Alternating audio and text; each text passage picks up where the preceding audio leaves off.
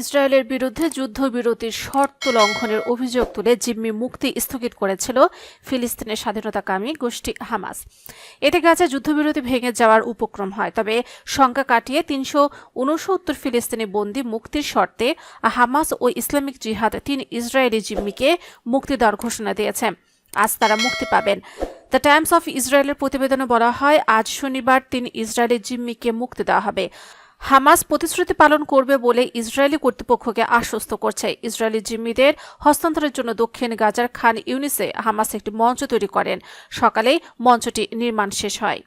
মঞ্চে হামাস এবং ফিলিস্তিনি ইসলামিক জিহাদের পতাকা, পাশাপাশি প্রচারণামূলক পোস্টার রয়েছে, যার মধ্যে রয়েছে নিহত হামাস নেতা ইয়াহিয়া সিনিয়রের জেরুজালেমের temple mount dome of the rock দিকে তাকিয়ে থাকা একটি ছবি।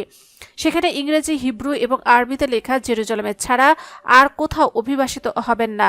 মার্কিন প্রেসিডেন্ট ডোনাল্ড ট্রাম্পের গাজাবাসীদের পুনর্বাসনের আহ্বানের প্রতি তীব্র সমালোচনা করে এই পোস্টার তৈরি করা হয়েছে। শুক্রবার হামাসের সামরিক শাখা কাসাম ব্রিগেড একটি টেলিগ্রাম পোস্টে ৩ জিম্মির নাম প্রকাশ করেন। মুক্তি পেতে যাওয়া এই ৩ জিম্মির নাম হল আমেরিকান বংশোদ্ভূত ইসরায়েলি নাগরিক শাগুই ডেকেল চেন, রাশিয়ান বংশোদ্ভূত ইসরায়েলি নাগরিক আলেকজান্ডার শেশা ট্রুফানভ এবং আর্জেন্টিনা বংশোদ্ভূত ইসরায়েলি নাগরিক ইয়ারহর্ন। এই ৩ জিম্মি ২০২৩ সালের অক্টোবর মাসে গাজার সংঘর্ষের সময় বন্দী হন। ইসরায়েলি সরকারের পক্ষ থেকে জানানো হয়েছে, মিশর এবং কাতারের মধ্যস্থতাকারীরা এই ৩ জনের মুক্তির তালিকা হামাসের কাছ থেকে পেয়েছে এবং তারা নিশ্চিত করেছে যে এই ৩ জিম্মি আগামী শনিবার মুক্তি পাবেন। ইসরায়েল আরও জানিয়েছে, ৩ জিম্মির পরিবারের সদস্যদের মধ্যে ইতিমধ্যে এ ব্যাপারে জানিয়ে দেওয়া হয়েছে।